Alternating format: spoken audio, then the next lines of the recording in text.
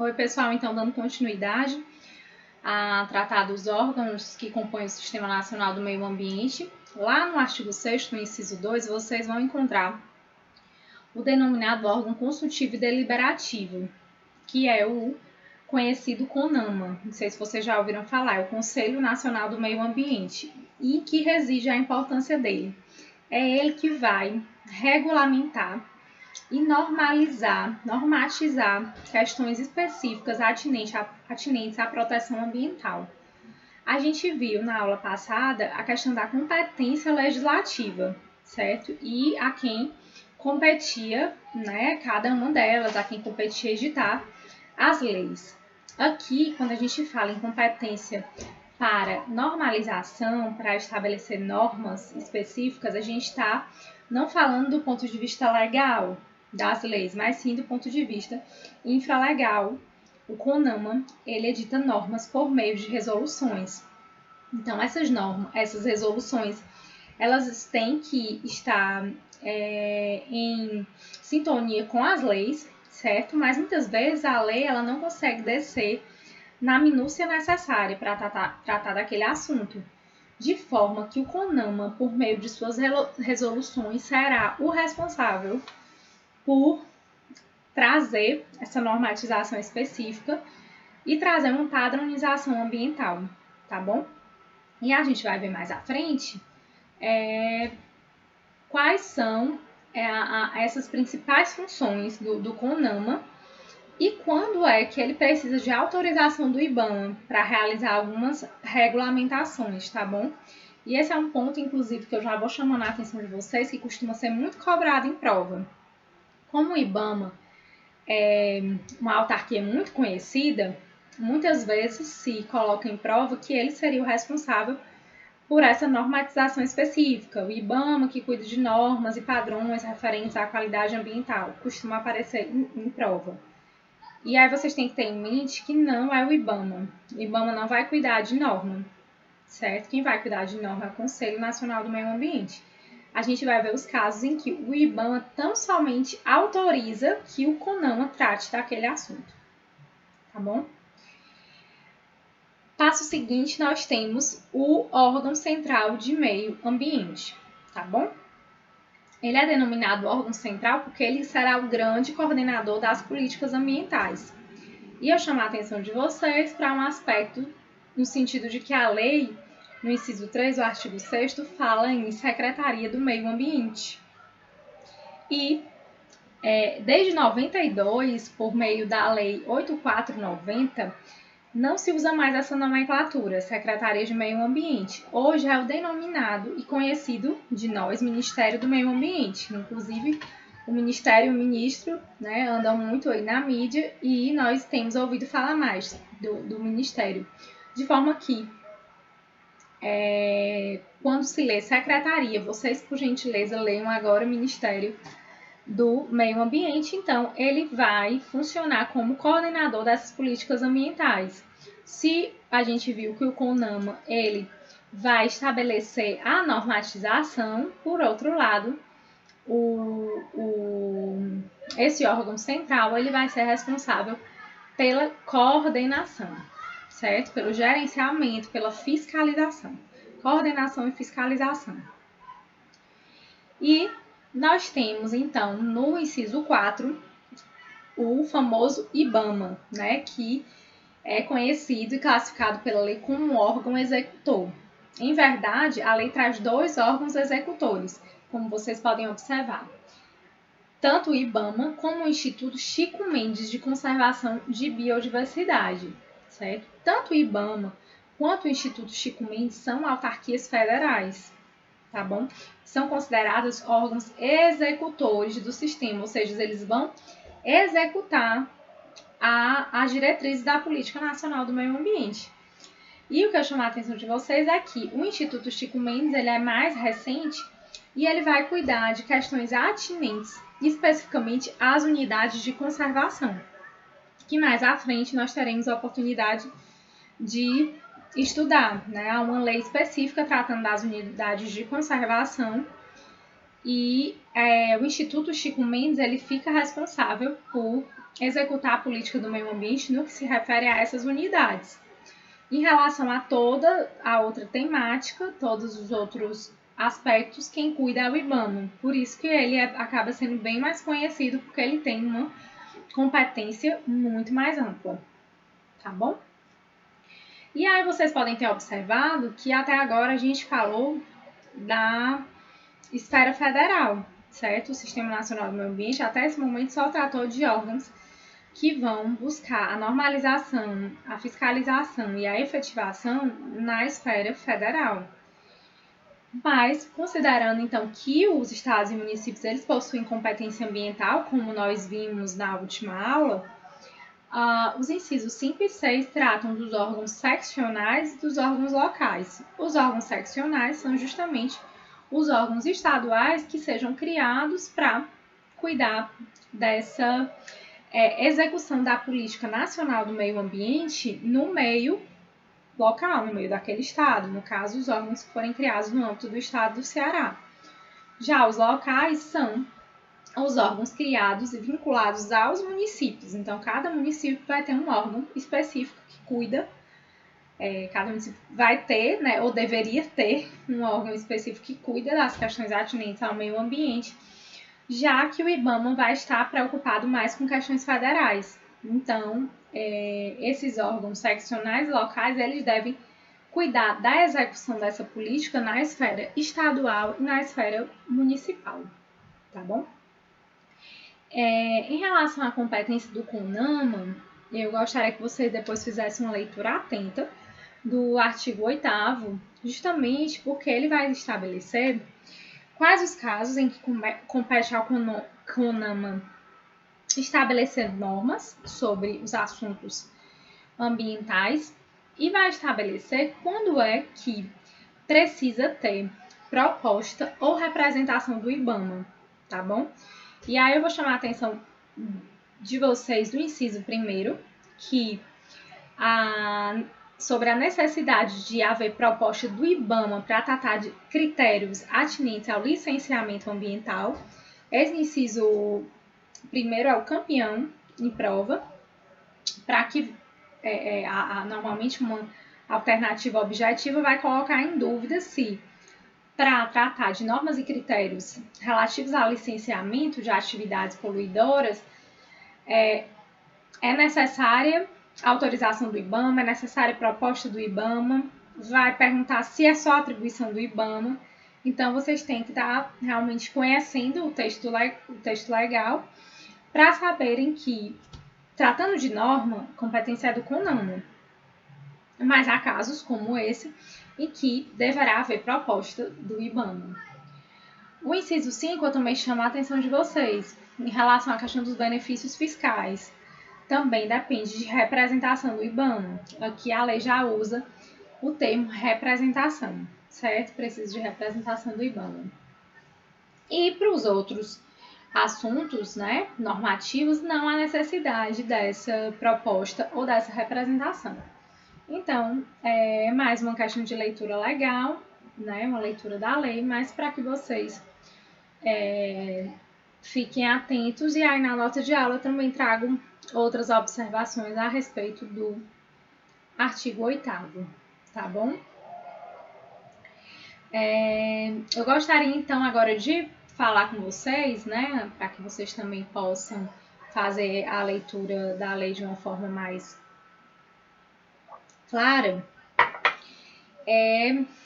tratar dos instrumentos da política nacional do meio ambiente. O artigo 9º é responsável por trazer esses instrumentos. E o que são esses instrumentos? São as ferramentas por meio das quais será possível atingir os objetivos fixados na lei. Então, a gente viu que no artigo 2º a lei traça quais são os objetivos gerais, a gente viu que no artigo seguinte a lei traça quais são os objetivos específicos, e aqui no artigo 9º a lei traz os instrumentos da política. Ou seja, o objetivo é dizer, olha, por meio desses instrumentos que você, né, que os órgãos vão conseguir atingir os objetivos definidos na lei. Então, esses instrumentos, eles são bem importantes e a gente vai ter a oportunidade também de adentrar melhor em algum deles ao longo da nossa disciplina. O artigo 9º traz uma série de instrumentos. Eu vou também aqui destacar com vocês os que eu considero que são mais importantes do ponto de vista prático e para vocês saberem e para responderem nas provas. O primeiro instrumento que a política traz é a necessidade da padronização, estabelecer padrões de qualidade ambiental. Então, a padronização é considerada um instrumento. E aí a gente logo lembra da importância das resoluções do CONAMA, porque essas resoluções elas visam justamente trazer uma padronização. Porque, digamos assim, a gente viu que em alguns casos os estados têm competência para legislar. E aí imaginem que estados vizinhos em que, por exemplo, o mesmo rio corta os dois estados, certo? Cada um deles tem competência para legislar sobre as matérias específicas ali atinentes. Entretanto, pode ser que, em busca da proteção ambiental, exista até mesmo um conflito entre as leis que forem editadas. E as resoluções do CONAMA, elas vêm com o objetivo de estabelecer parâmetros mínimos de forma que as leis estaduais não venham a conflitar, né? Ou então, muitas vezes, como a resolução ela é editada a partir das leis, né? Ou seja, ela também tem que obedecer, ela não pode ir contra a lei, ela vai tão somente explicar de que forma aquela lei pode ser efetivada, tá bom? Então, as resoluções, de uma forma geral, elas conseguem padronizar esses padrões de qualidade ambiental. Um outro instrumento alencado pela lei é o zoneamento ambiental. O zoneamento ambiental é a preocupação em nós fracionarmos certo território da cidade, identificando qual é a área industrial, qual é a área residencial, qual é a área comercial. Isso é o zoneamento. Quando a gente traz ele para o direito ambiental, a preocupação passa a ser incompatibilizar essas zonas também com a preservação do meio ambiente. Então, não importa mais só estabelecer em que áreas da cidade é mais adequado se construir indústrias, se trazer o comércio ou se construírem as residências. É necessário que se analise o contexto ambiental daquela região para se saber se de fato essa zona industrial, essa zona comercial, ela deve ser construída e de que modo ela deve ser construída, tá bom? De que modo ela deve ser pensada. Então, a lei traz o zoneamento ambiental como um instrumento para que a gente possa efetivar os objetivos da política. A lei traz outros dois instrumentos que são a avaliação de impactos ambientais e o licenciamento ambiental. Esses dois são bastante importantes. Eles têm, inclusive, previsão na Constituição e eles estão previstos de forma mais específica na Lei Complementar 140, que é uma lei complementar bem famosa e que nós vamos estudar na próxima aula. Então, esse assunto, né, da avaliação de impacto ambiental e do licenciamento ambiental de forma mais especial será um assunto que nós cuidaremos na aula que vem. Então, leiam o que a lei estabelece, né, as definições, mas saibam que a gente vai conseguir detalhar melhor esse tema na próxima aula, tá bom? A lei traz também como instrumento para atingir os objetivos a criação de espaços territorialmente protegidos. E dentre esses espaços territorialmente protegidos entram, por exemplo, as unidades de conservação. As unidades de conservação, vocês devem lembrar que eu falei lá quando tratei do Instituto Chico Mendes, que é uma autarquia que vai cuidar especificamente da fiscalização dessas unidades de conservação. Elas estão previstas na Lei 9985 de 2000. Eu coloquei aí no material de vocês. Então, essa preocupação com as unidades de conservação, ela também é considerada como um instrumento, né, para a efetivação dos objetivos da lei da política nacional. Além das unidades de conservação, eu cito para vocês como espaços territorialmente espaços territorialmente protegidos, as áreas de preservação permanente, certo? E as áreas de reserva legal, que são chamadas as APPs e as ARLs. Elas duas têm previsão no Código Florestal e elas também serão objeto de uma das nossas aulas seguintes, tá bom? Então, como vocês veem, é uma lei bastante basilar, mas é a partir delas que a gente entende por que outras legislações esparsas foram criadas. Né? A gente passa a entender por que a lei, por exemplo, 9985, veio a ser editada em 2000. Né? De onde é que surgiu a ideia das unidades de conservação? Justamente porque a Lei da Política Nacional do Meio Ambiente previu que essas unidades eram uma forma, né? Era um instrumento para a execução dos objetivos primordiais da política do meio ambiente, tá bom? E eu trago ainda para vocês como destaque de instrumentos o Sistema Nacional de Informação Ambiental. Esse é chamado de SISNIMA, e aí vocês tenham cuidado às vezes também para não confundir com o próprio SISNAMA, que é o Sistema Nacional do Meio Ambiente, né? Como um todo, como o conjunto dos órgãos, né, que cuidam da proteção ambiental. Ele, então, é o Sistema Nacional de Informação Ambiental e está relacionado aqui ao próprio princípio da informação aí que a gente tem como um princípio da administração pública e muito mais, então, em questões ambientais. E aliado a esse princípio, nós ainda temos um outro instrumento estabelecido pelo artigo 9º, que é a garantia da prestação de informações relativas ao meio ambiente, obrigando-se o poder público a produzi-las quando inexistentes. Isso também é considerado um instrumento, né, essa prestação de informações, e ela também está relacionada à questão da necessidade de proteção das informações, do princípio da informação. A lei traz ainda alguns instrumentos econômicos, como instrumentos da Política Nacional do Meio Ambiente, e ela cita a lei expressamente como instrumentos econômicos concessão florestal, servidão ambiental e seguro ambiental.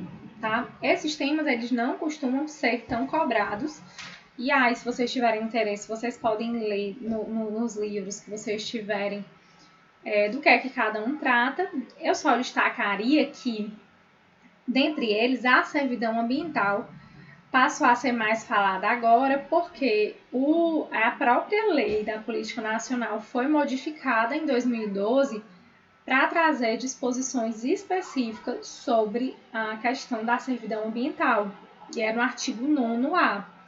Se vocês derem uma olhadinha no 9º-A, vocês vão observar que ele, então, foi incluído em 2012, então somente em 2012, e trata dessa questão atinente à servidão ambiental. Então, eu peço que vocês leiam o regramento atinente à servidão ambiental, né, muito mais para efeitos aí de alguns exames que vocês forem fazer que tratem de forma específica dessa matéria, tá bom? E agora eu trago para vocês o artigo que eu tinha dito que embasa aquela ideia de que os bancos, eles podem vir a ser considerados como poluidores indiretos. É o artigo 12. E o artigo 12, ele diz que as entidades e os órgãos de financiamento e incentivos governamentais condicionarão a aprovação de projetos habilitados a esses benefícios ao licenciamento na forma desta lei e ao cumprimento das normas, dos critérios e dos padrões expedidos pelo CONAMA. Ou seja, para que esses agentes financiadores aprovem esses projetos e para que eles liberem dinheiro, é preciso estar atento para que essas empresas ou para que pessoas físicas, enfim, que estão contratando, elas estejam observando, então, as normas do licenciamento, que nós veremos na próxima aula quais são, e as normas e critérios estabelecidos pelo CONAN, por meio de suas diversas resoluções. E, quer dizer, o banco vai ter que ter o cuidado de saber quais as resoluções se aplicam àquele empreendimento e exigir que que aquele que pretende desenvolver aquela atividade, né, ele comprove que está com essa atividade dele toda em dia de acordo com a regulamentação. Tá bom? Então, o artigo 12 é quem permite que esses bancos possam ser considerados poluidores indiretos. É certo que ele permite de uma forma mais direta, porque como nós vimos, o conceito de poluidor da lei já é muito amplo. Então, ainda que não houvesse essa disposição específica, teria como haver essa responsabilização. Entretanto, fica muito claro pelo texto da lei que existe, né, e torna mais concreta, então, essa possibilidade de demandar esses agentes financiadores. O último assunto que eu queria destacar com vocês aqui nesses nossos apontamentos é sobre o artigo 14, inciso 1 da Lei 6938. O artigo 14, inciso 1, ele é considerado um artigo bastante inovador, né, especialmente pelo momento em que ele foi editado, né, para a época em que ele foi editado, porque ele traz a responsabilidade do poluidor pela indenização dos danos causados, independentemente de culpa, tá certo? Então, a própria lei traz uma responsabilidade objetiva pelas indenizações. Ou seja, é desnecessária a aferição de culpa na causação daquele evento danoso, tá bom? Eu registro isso aqui porque é muito comum a gente já saber do tema, eu mesmo já falei para vocês, a gente vai ver esse tema novamente na aula sobre responsabilidade civil, mas isso ficou muito claro com o advento da Constituição de 88, né? Não há dúvidas. E aí, muitas vezes, há uma remissão de que foi a Constituição de 88, ou foi a partir dela, que a responsabilidade civil por danos ao meio ambiente passou a ser objetiva.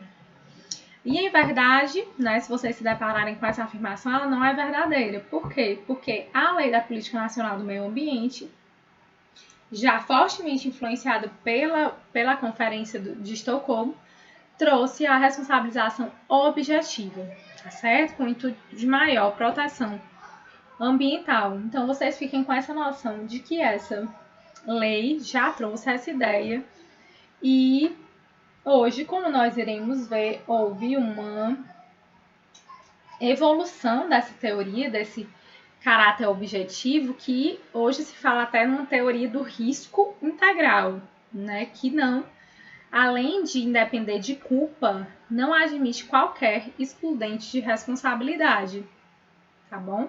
Então, vocês já fiquem com essa nomenclatura, né, na cabeça da teoria do risco integral, porque a gente vai falar lá na frente e porque vocês vão ver muito isso daqui para frente, vão ter a oportunidade de ver em provas, ver nos estudos de vocês, e aí vocês vão saber que é uma teoria que é utilizada de uma forma predominante, né, para não dizer de forma exclusiva, porque já se estuda em que outras áreas ela poderia ser aplicada, mas eu diria que de uma forma uníssona, né, e pacífica, ela é aplicada tão somente na área ambiental, tá bom? E também em questões relativas a danos nucleares, enfim, mas que muitos também incluem na nossa área ambiental. Eram esses os aspectos que eu queria traçar com vocês sobre a Política Nacional do Meio Ambiente. Leiam a lei, complementem com a leitura do material de aula, com o material que vocês tiverem. Na próxima aula a gente retorna para tratar de mais instrumentos, né? A gente viu aqui alguns instrumentos. Eu pretendo então abrir com vocês a legislação específica para ver a importância dos principais instrumentos, né? Destacando o licenciamento ambiental como o principal deles.